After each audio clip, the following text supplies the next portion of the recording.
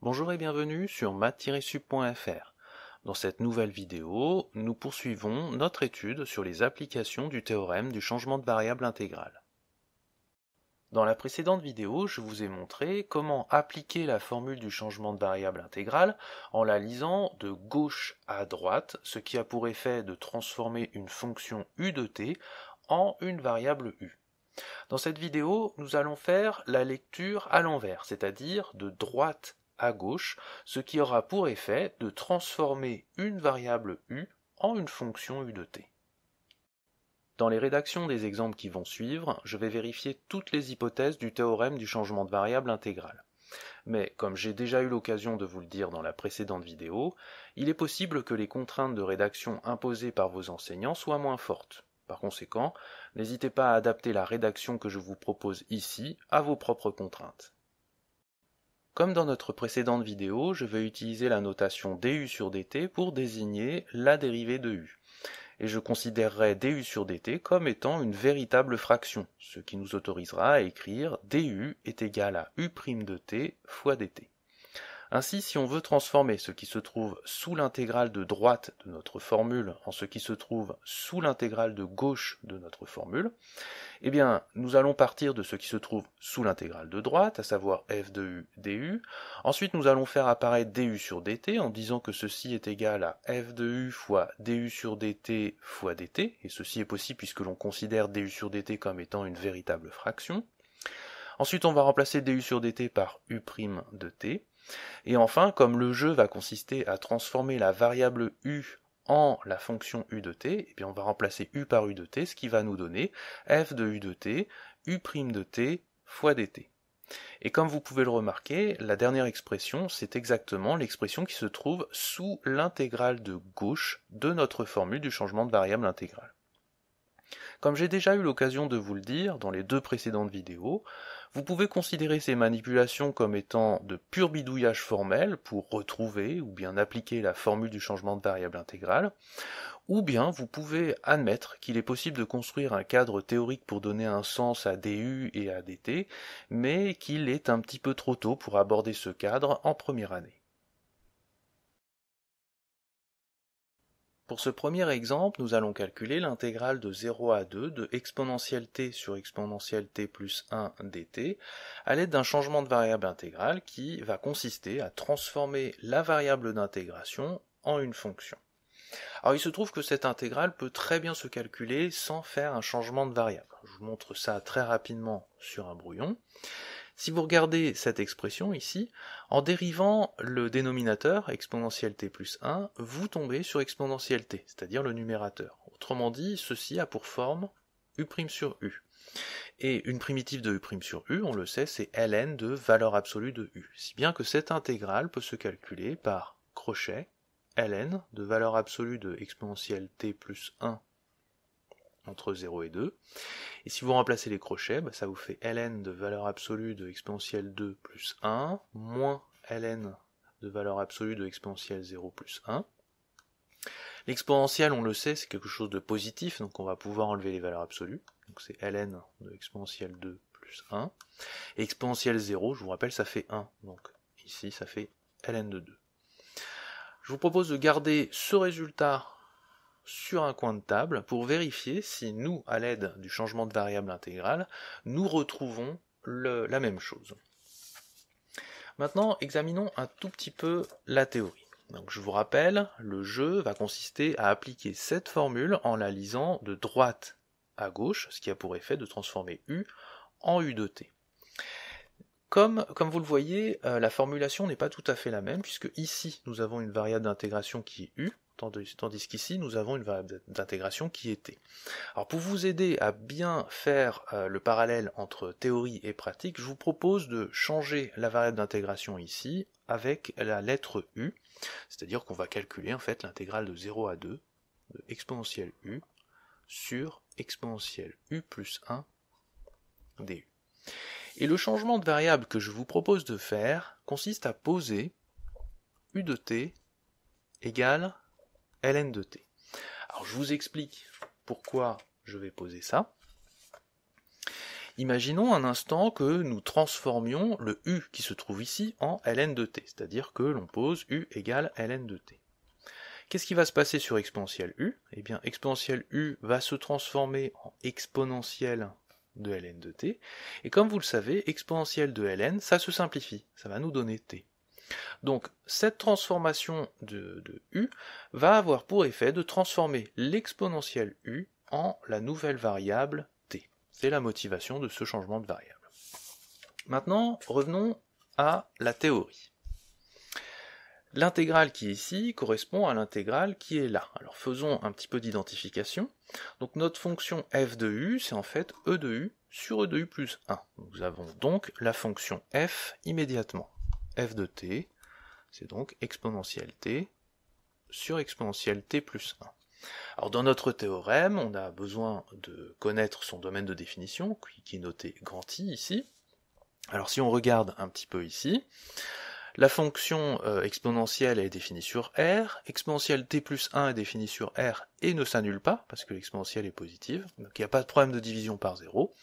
Autrement dit, le domaine de définition de notre fonction, eh bien c'est R tout entier, et donc I ici vaut R. Ensuite, continuons l'identification. Vous voyez le bord en bas, U de A ici, eh bien, va être égal à 0. Alors, je vous propose de le noter tout de suite, U de A est égal à 0. Et puis le bord en haut, ici, U de B, ça sera 2. Alors comme vous le voyez dans notre théorème, on a besoin de déterminer qui sont A et qui sont B. Et pour le moment, nous ne savons pas qui ils sont. Par contre, nous savons qui sont U de A et U de B. Eh bien, on va exploiter cette information pour deviner qui sont A et qui sont B. Alors ici, U, nous avons dit que c'était ln de t, donc dire U de A, eh bien c'est dire ln de A, égale 0. Le logarithme, on le sait, ne s'annule qu'en un seul point, en 1. Donc ici, A égale 1. On fait la même chose avec ceci, U de B vaut 2, ça veut dire que ln de B est égal à 2.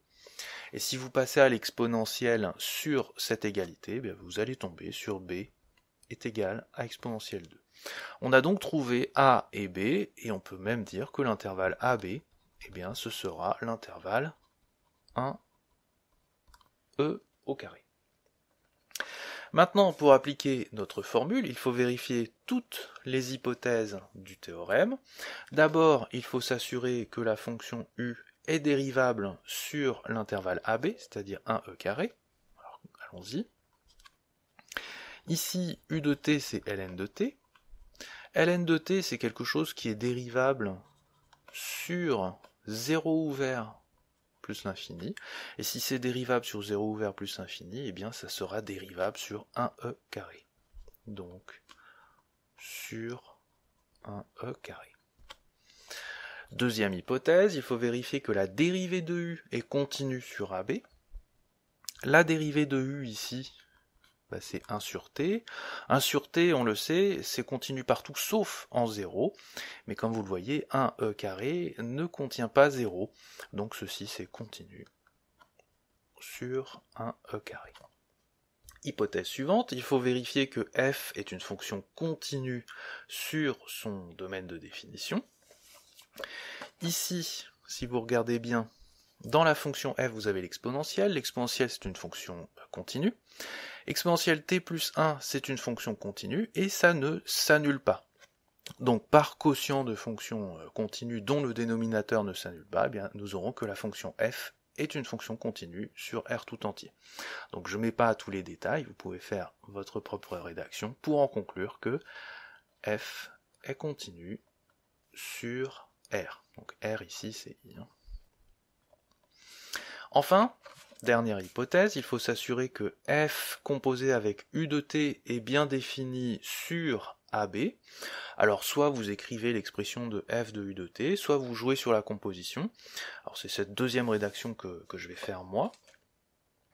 Je vais dire la chose suivante, f est défini sur R, u est défini sur 0 ouvert plus infini. Par conséquent, f de u de t, quand vous composez, ça sera défini sur 0 plus infini. Et si c'est défini sur 0 plus infini, bien ça sera défini sur l'intervalle AB, c'est-à-dire 1e carré. Donc, défini sur 1e carré. Et nous avons vérifié toutes les hypothèses de notre théorème. Maintenant, nous allons pouvoir appliquer cette formule qui se trouve ici. Alors la première chose que l'on va faire, c'est transformer le f de u du en cette nouvelle expression en utilisant nos bidouillages techniques avec les fameux du et dt. Et il se trouve que cela fonctionne exactement de la même manière que dans la précédente vidéo. C'est-à-dire, première étape, on va partir de cette équation et enlever le parenthèse t, ça va nous donner u égale ln de t. Puis on va dériver cette expression, la dérivée de u, on la note du sur dt. La dérivée de ln de t, c'est 1 sur t, et on considère cette expression comme étant une véritable fraction en mettant le dt de l'autre côté. Donc du égale 1 sur t dt. Et on tombe sur nos deux équations habituelles, comme on l'a vu dans la précédente vidéo. Et avec ces deux équations, eh bien, on va transformer l'expression qui se trouve sous le signe intégral, c'est-à-dire e de u sur e de u plus 1 du. En utilisant ça et ça, on essaye de faire en sorte qu'il n'y ait plus que la variable t à la fin. Alors vous voyez le du, eh bien, on peut le remplacer par 1 sur t dt, donc ça nous donne e de u sur e de u plus 1 sur t dt. Et les u qui se trouvent ici, eh bien, on peut les remplacer par ln de t. Donc ça fait exponentielle de ln de t sur exponentielle de ln de t plus 1 sur t dt. Exponentielle de ln, ça simplifie, donc ça va faire t, pareil en dessous, t plus 1 sur t dt. Et vous voyez les t là, en haut et en bas, se simplifient, et il nous reste à la fin 1 sur t plus 1 dt. Donc on reprend notre intégrale de 0 à 2 de e de u sur e de u plus 1 du, qui va nous donner une intégrale, on verra les bords juste après. L'expression qui est ici, on va la remplacer par la nouvelle expression, 1 sur t plus 1 dt. Alors pour les bords, revenons à la théorie. Vous voyez, on lit la formule de droite à gauche, le u de a va se transformer en a, donc ici, le u de a, on va le transformer en a égale 1, on va calculer que a valait 1. Pareil pour l'autre bord, u de b devient b, donc le u de b, qui valait 2, va se transformer en la nouvelle valeur, e carré. Nous avons effectué notre changement de variable intégrale, il ne nous reste plus qu'à calculer la nouvelle intégrale, et ici, eh bien, les choses sont assez simples, puisque une primitive de 1 sur t plus 1, c'est ln de valeur absolue de t plus 1, donc ça nous donne ln de valeur absolue de t plus 1 crochet 1 e carré. Quand on remplace les crochets, ça nous donne ln de valeur absolue de e carré plus 1, moins ln de valeur absolue de 1 plus 1. L'exponentielle est positive, donc je peux enlever les valeurs absolues, donc ça fait ln de e au carré plus 1, moins ln de 2. Et si on compare avec le résultat que nous avions obtenu tout à l'heure, et bien comme vous pouvez le voir, nous obtenons bien la même chose. Relisons cet exemple pour en tirer les lignes directrices de la rédaction. Alors la première étape a consisté à décider d'un changement de variable qui allait transformer la variable u en une fonction.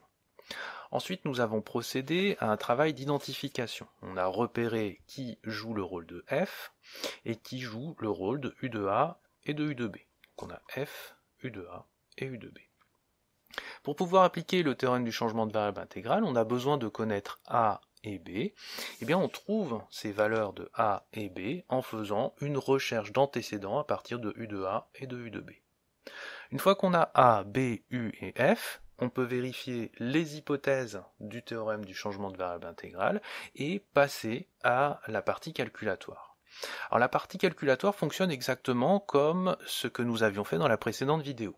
À savoir, on part de cette équation et on enlève le parenthèse t qui se trouve ici, ce qui nous donne cette équation. On dérive l'équation en utilisant la notation du sur dt, et on considère cette notation comme étant une véritable fraction, ce qui nous donne ceci. À l'aide de ces deux équations, on va transformer l'expression qui se trouve sous le signe intégral ici, en une nouvelle expression qui va dépendre de la nouvelle variable qui sera ici t. Une fois qu'on a fait ça, on peut transformer notre intégrale, ici. Donc le u de a devient a, donc ici 0 devient 1, et le u de b devient b, donc le 2 va se transformer en exponentielle carrée. Et on transforme l'expression sous le signe intégral ici en la nouvelle expression que l'on a obtenue dans le calcul précédent. Et enfin, il ne nous reste plus qu'à calculer l'intégrale obtenue. Maintenant, peut-être que certains d'entre vous se posent la question de savoir s'il ne serait pas possible de rédiger ce changement de variable intégrale sans passer par les du et les dt, mais plutôt en passant directement à la formule qui se trouve ici. Alors il se trouve que oui, c'est parfaitement possible et je vais vous le montrer sur cet exemple. Donc on va reprendre notre intégrale de 0 à 2 de exponentielle u sur exponentielle u plus 1 du. Alors la formule nous dit que le u de a devient a et que le u de b devient b. Alors, si on regarde avec ce que l'on a obtenu tout à l'heure, donc le u de a vaut 0 va se transformer en 1, et le u de b qui vaut 2 va se transformer en e carré. Ensuite, la formule nous dit que le f de u va devenir f de u de t, donc on transforme le u qui est ici en u de t. Ça va nous donner comme u de t vaut ln de t exponentielle de ln de t sur exponentielle de ln de t plus 1. Et la formule nous dit que lorsqu'on passe de là à là, il faut rajouter le u'. Et u', c'est quoi ici? C'est la dérivée de ln de t, c'est-à-dire 1 sur t. 1 sur t dt. Ensuite, cette intégrale, on peut la simplifier un petit peu. Exponentielle de ln de t, ça va faire t. Donc ça fait intégrale de 1 à e carré de t sur t plus 1, 1 sur t dt. Et puis on peut simplifier par t. Ce qui nous donne intégrale de 1 à e carré de 1 sur t plus 1 dt. Et si vous regardez avec ce que l'on a obtenu tout à l'heure, eh bien vous voyez, nous tombons exactement sur la même intégrale. Alors pourquoi ne pas utiliser cette méthode plutôt que d'utiliser les fameux du et dt? Eh bien tout simplement parce que l'approche avec les du et les dt, elle est valable pour ce type de changement de variable intégrale, mais elle est aussi valable pour les changements de variables que nous avions abordés dans la précédente vidéo. Donc plutôt que d'apprendre deux approches différentes, on préfère utiliser les du et les dt qui est une approche valable pour les deux types de changements de variables intégrales que l'on utilise. Ce second exemple est nettement plus difficile que le précédent. Nous allons calculer l'intégrale de 0 à 1 de racine de 1 moins t au carré dt. Alors vous pouvez essayer de chercher à calculer cette intégrale directement. Une idée serait par exemple de faire apparaître une expression du type u' racine de u. Mais si vous dérivez l'expression qu'il y a sous la racine, vous allez tomber sur moins de t, et il n'y a pas la présence d'un moins de t à côté de la racine qui va jouer le rôle de u'. Une autre idée serait de transformer l'expression sous la racine en une variable u en posant u de t est égal à 1 moins t au carré et faire les manipulations que l'on a appris dans la précédente vidéo. Alors je ne le ferai pas ici, mais si vous le faites de votre côté, vous allez vous rendre compte que vous allez tomber sur une expression qui n'est pas facile non plus de calculer. Ce que nous allons faire, eh bien, c'est à nouveau un changement de variable qui va transformer la variable t pour faire en sorte de simplifier l'expression ici. En fait, nous allons faire disparaître la racine en utilisant une formule trigonométrique. Alors comme tout à l'heure, pour vous aider à identifier la théorie et la pratique, je vous propose de changer la variable t en la variable u. Donc on va calculer l'intégrale de 0 à 1 de racine de 1 moins u carré du. Et le changement de variable que nous allons faire est le suivant. Nous allons poser u de t est égal à sinus t. Alors là, il va falloir que je vous explique d'où peut bien venir une telle idée. Tout part de cette observation-là. Nous savons que cosinus carré t plus sinus carré t est égal à 1. Si nous mettons le sinus de l'autre côté, ça nous donne cosinus carré t est égal à 1 moins sinus carré t. Et si on met la racine carrée sur cette expression, ça nous donne racine carrée de cosinus carré t est égal à racine carrée de 1 moins sinus carré t. Ensuite, vous le savez, la racine carrée d'un carré, ça donne la valeur absolue. Donc ça donne valeur absolue de cosinus t. Alors regardez, si on remplace le u qui se trouve ici par un sinus, eh bien nous tombons sur cette expression. Expression qui se transforme en cette expression, qui peut se réécrire comme ceci. Autrement dit, avec cette manipulation, nous avons réussi à faire disparaître la racine carrée. Alors vous allez me dire, oui, mais il reste les valeurs absolues. Or, vous avez probablement vu quelques exercices où il est possible de s'en sortir avec la valeur absolue en faisant des découpages sur les intégrales. Alors, vous allez le voir, nous n'aurons au final pas besoin de faire ce type de découpage dans cet exemple-ci. Alors allons-y, rentrons dans les détails du calcul. Tout d'abord, identifions bien les objets. D'abord, nous avons notre fonction f, qui va être racine de 1 moins u carré, donc on va poser f de t égale racine de 1 moins t au carré. Alors, la quantité qui doit être sous la racine doit être positive. Si vous faites une petite recherche, eh bien vous allez vous rendre compte que le domaine de définition de la fonction doit être égal à moins 1, 1. Donc ça, c'est ce qui va jouer le rôle de notre intervalle i. Ensuite, on peut identifier les bords u de a et u de b. U de a vaut 0. Et u de b, c'est le bord en haut, il vaut 1. Une fois qu'on a u de a et u de b, on va chercher a et b. Alors u de a vaut 0, et u c'est la fonction sinus. Donc ça nous donne sinus a est égal à 0. Et là, il se trouve qu'il va y avoir plusieurs choix possibles pour a.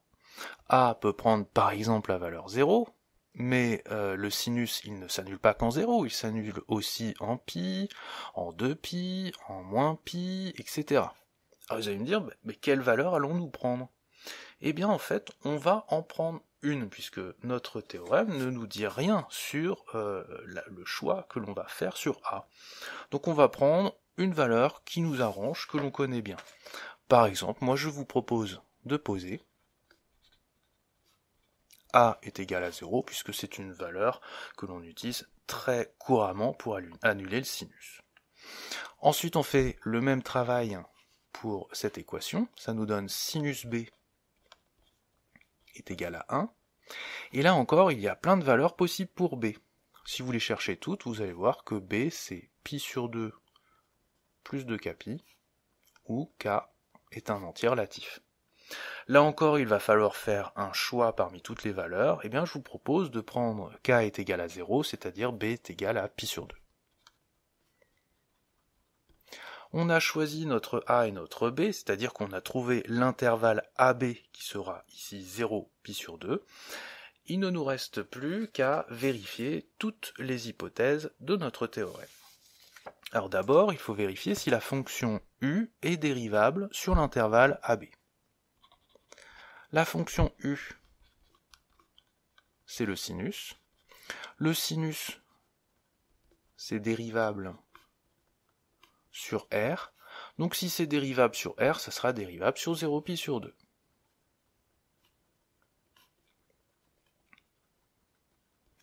Ensuite, il faut vérifier si la dérivée de U est continue sur AB. La dérivée de U, c'est la dérivée du sinus, c'est-à-dire cosinus. Et cosinus, on le sait, c'est continu sur R, donc ce sera continu sur 0pi sur 2. Ensuite, il faut vérifier si la fonction f est continue sur son domaine de définition.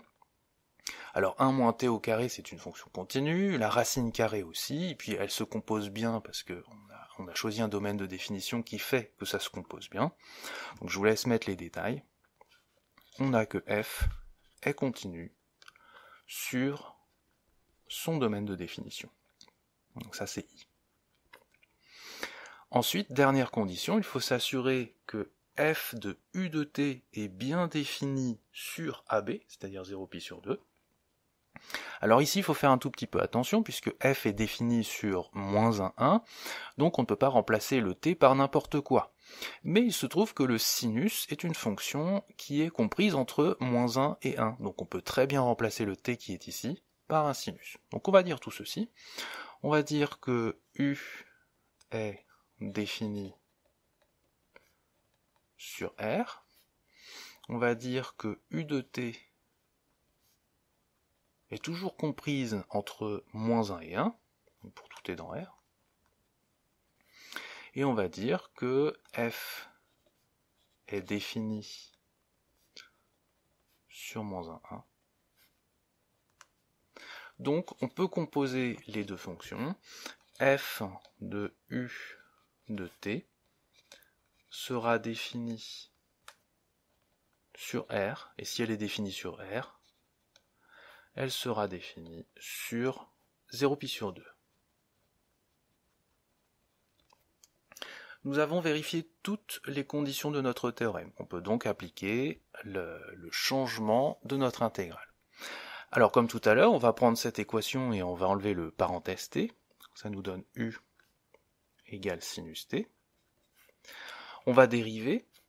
Du sur dt, c'est la dérivée du sinus, c'est-à-dire cosinus t.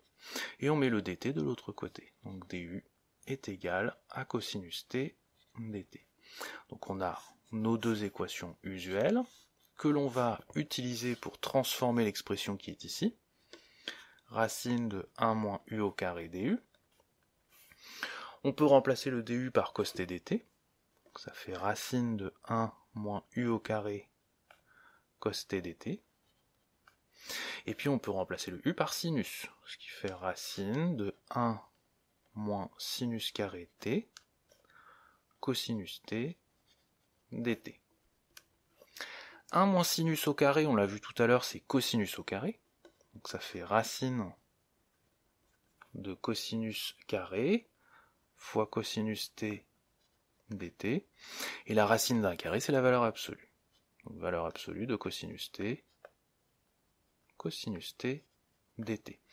On a tout pour transformer ceci. Intégrale de 0 à 1 de racine de 1 moins u au carré du. Donc je vous rappelle, le u de a devient a et le u de b devient b. Le u de a va être transformé en la valeur de a que l'on a choisie, donc ici 0. Le u de b va être transformé en la valeur de b que l'on a choisie, pi sur 2. Et on remplace l'expression sous le signe intégral par la nouvelle expression que l'on a obtenue ici. Valeur absolue de cosinus t dt. Il ne nous reste plus qu'à calculer cette dernière intégrale. L'expression que l'on obtient ici est gênante à cause de la présence de la valeur absolue. Ce que l'on aimerait, c'est la faire disparaître. Or, pour la faire disparaître, eh bien, il faut s'intéresser au signe de ce qui se trouve dans cette valeur absolue, c'est-à-dire le cosinus. Alors ici, on intègre entre 0 et pi sur 2. Ça veut dire que t va se promener dans l'intervalle 0, pi sur 2. Et si on regardait le signe du cosinus sur 0 pi sur 2, on va faire un petit cercle trigonométrique.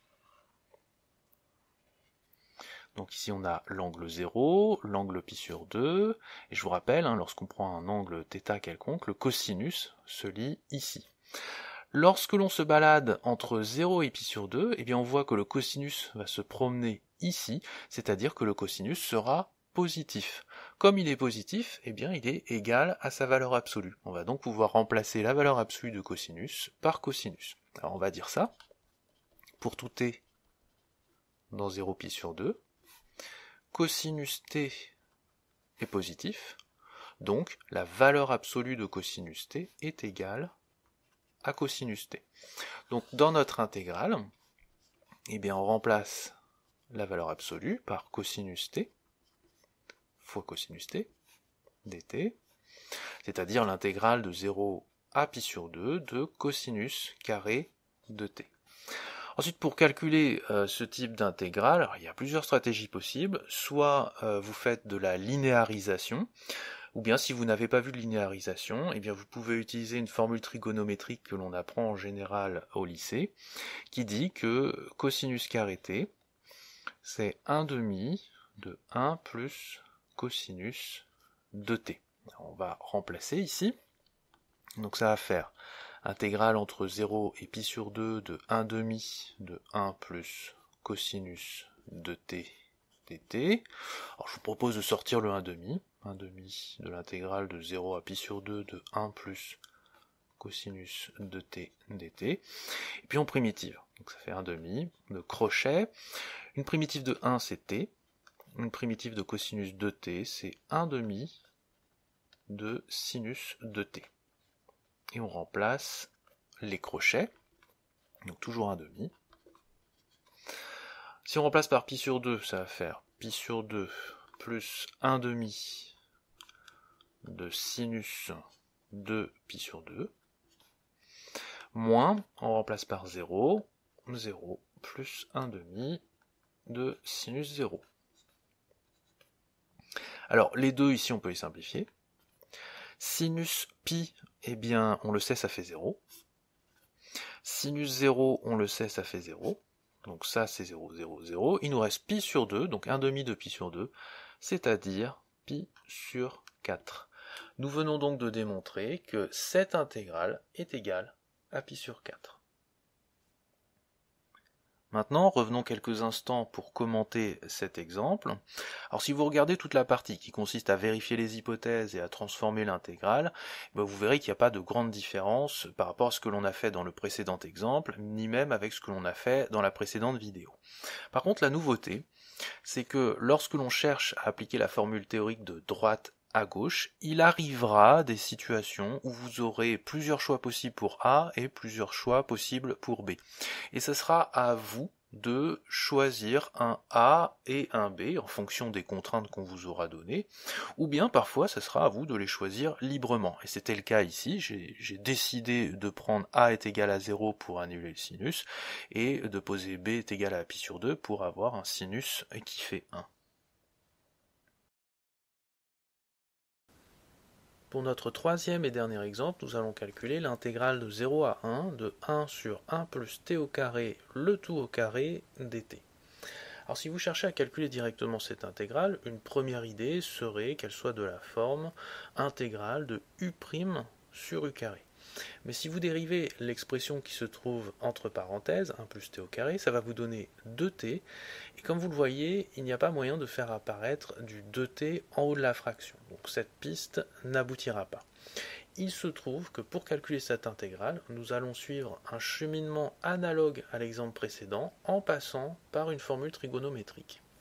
Alors avant de commencer, réécrivons cette intégrale avec la variable u. C'est l'intégrale de 0 à 1 de 1 sur 1 plus u au carré, le tout au carré, du. Et le changement de variable que je vous propose de faire est le suivant. Nous allons poser u de t égale tangente t. Et je vais vous expliquer pourquoi. Tout repose sur une formule que vous avez probablement déjà vue, qui est la dérivée de tangente. La dérivée de tangente, ça admet deux expressions possibles. Soit vous pouvez dire que c'est 1 plus tangente carrée, soit que c'est 1 sur cosinus carré. Alors si vous n'avez jamais vu que ceci est égal cela, je vous le montrerai très rapidement parce que ce n'est pas très compliqué. 1 plus tangente carré. Si on revient à la définition de tangente qui est sinus sur cosinus, ça vous fait 1 plus sinus carré sur cosinus carré. Si vous mettez au même dénominateur, ça vous fait cosinus carré plus sinus carré sur cosinus carré. Et comme vous le savez, cos carré plus sin carré fait 1. Donc ici, c'est 1 sur cosinus carré. Donc il y a bien l'égalité entre ces deux quantités. Alors ce qui va nous intéresser, nous, tout particulièrement, c'est cette expression, mais inversée. Donc ceci, ça implique que 1 sur 1 plus tangente carré égale cosinus carré. Alors regardons pourquoi ceci est intéressant. Si je remplace ici le u par tangente, l'expression qui est ici va me donner 1 sur 1 plus u carré au carré égale 1 sur 1 plus tangente carré de t au carré, chose que je peux réécrire comme 1 sur 1 plus tangente carré, le tout au carré. Et vous voyez cette expression là, c'est celle-ci, elle vaut cos carré. Ça me donne donc cosinus carré au carré, c'est-à-dire cosinus puissance 4. J'ai donc réussi à transformer cette expression en un cosinus puissance 4, et j'espère ainsi, en utilisant des formules de linéarisation, arriver à calculer l'intégrale transformée avec le changement de variable intégrale. Alors, exploitons cette ligne.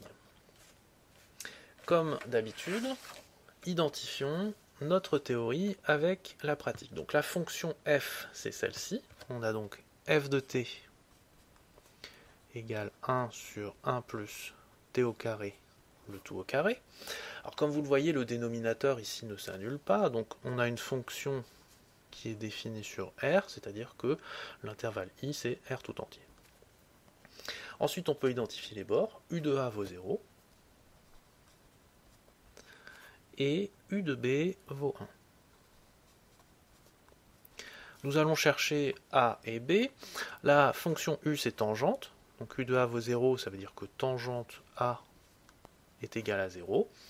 Et comme vous le savez, la fonction tangente, c'est une fonction périodique. Donc cette équation, en fait, admet une infinité de solutions. Donc nous allons devoir en choisir une. Nous savons que tangente s'annule en 0. On va poser A égale 0. On fait la même chose avec ceci. Ça nous donne tangente B égale 1. Là encore, il y a une infinité de solutions. Mais on sait qu'en pi sur 4, tangente fait 1. Donc on va poser B égale pi sur 4. Donc notre intervalle AB ici, eh bien ça sera l'intervalle 0 pi sur 4. Maintenant, vérifions toutes les hypothèses de notre théorème. Est-ce que la fonction U est dérivable sur AB? C'est-à-dire, est-ce que tangente est dérivable sur 0 pi sur 4? Donc ici, U de t, c'est tangente. Tangente, on le sait, elle admet des endroits où elle est mal définie, mais on sait qu'elle est dérivable sur l'intervalle moins pi sur 2, pi sur 2. Donc si elle est dérivable sur l'intervalle moins pi sur 2, elle sera dérivable sur 0 pi sur 4. Donc je ne mets pas tous les détails, je dis juste qu'elle est dérivable sur 0 pi sur 4. Ensuite, deuxième condition, est-ce que la dérivée de U est continue sur AB, c'est-à-dire sur 0 pi sur 4? La dérivée de U, c'est la dérivée de tangente. On peut dire par exemple que c'est 1 plus tangente carré, puisqu'il y a deux formules, on a le choix. Tangente est une fonction qui est continue sur moins pi sur 2, pi sur 2. Donc ça sera continu sur 0 pi sur 4. Le carré aussi, si vous rajoutez 1, ça sera aussi continu. Donc c'est continu sur 0 pi sur 4. Troisième condition, est-ce que la fonction f est continue sur I? Ici, notre fonction f, au dénominateur, vous avez un polynôme. Un polynôme, c'est continu sur R, et ce polynôme ne s'annule pas. Donc par quotient, on aura que notre fonction f est continue sur R. Donc là, pareil, je ne mets pas les détails. F est continue sur R. Enfin, dernière condition, il faut s'assurer que lorsqu'on compose f avec u de t, nous avons une fonction qui est bien définie sur AB, c'est-à-dire 0 pi sur 4 pour nous. Ici, notre fonction f, elle est définie sur R. La fonction u, c'est tangente, et elle est définie sur 0 pi sur 4. Alors évidemment, elle est définie sur un espace beaucoup plus grand, mais nous, on a juste besoin de 0 pi sur 4.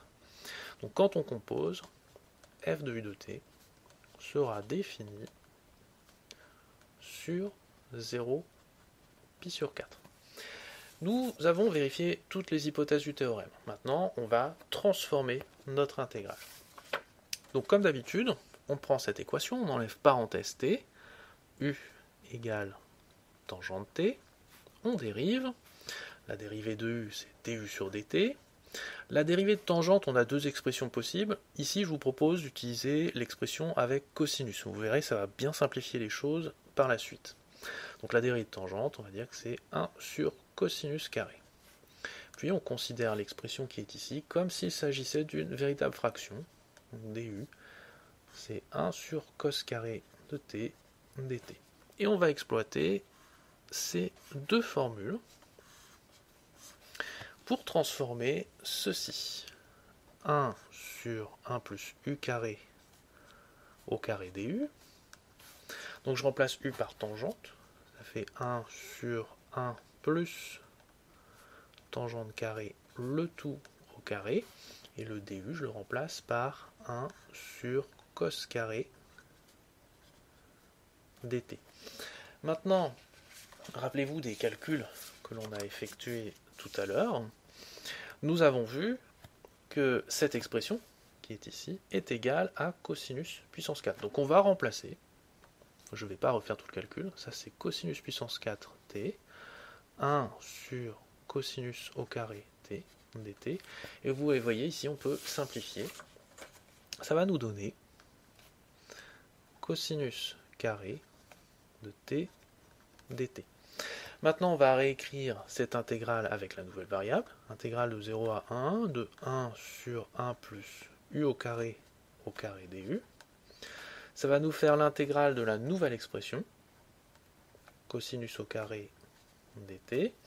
Puis la théorie nous dit qu'il faut transformer u de a en a et u de b en b. u de a égale 0, on a décidé de poser a est égal à 0. Et puis là, on a décidé de poser b égale pi sur 4.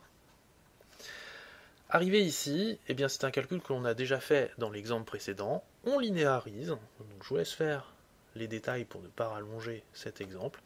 Et moi, après calcul, j'ai trouvé comme résultat pi sur 8 plus 1 quart, ce qui finit de calculer cette intégrale.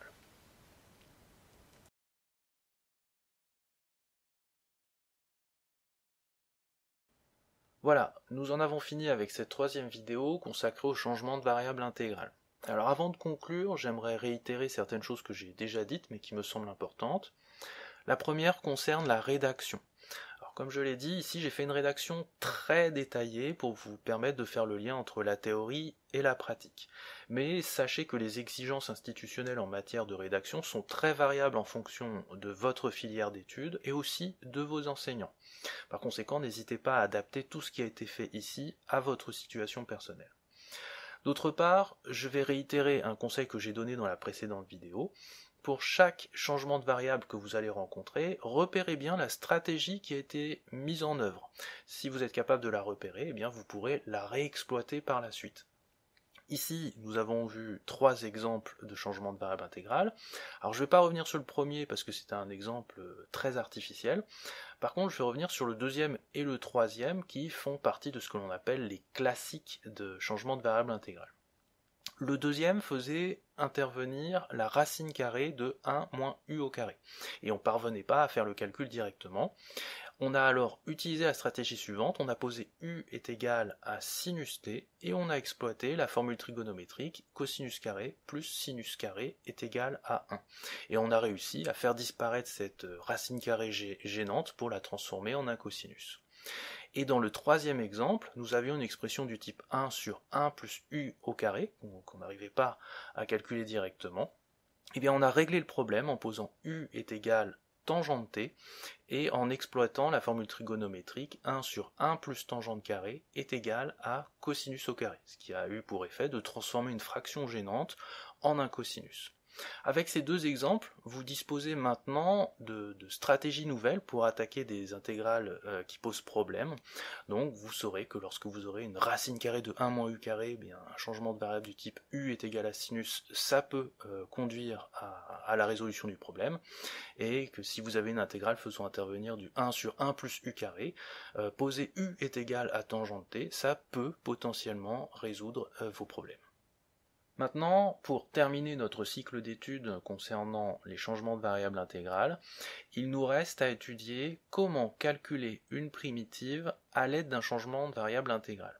Car en effet, jusqu'ici, nous n'avions vu que des situations avec des intégrales avec bord, et pas de situations calculer une primitive.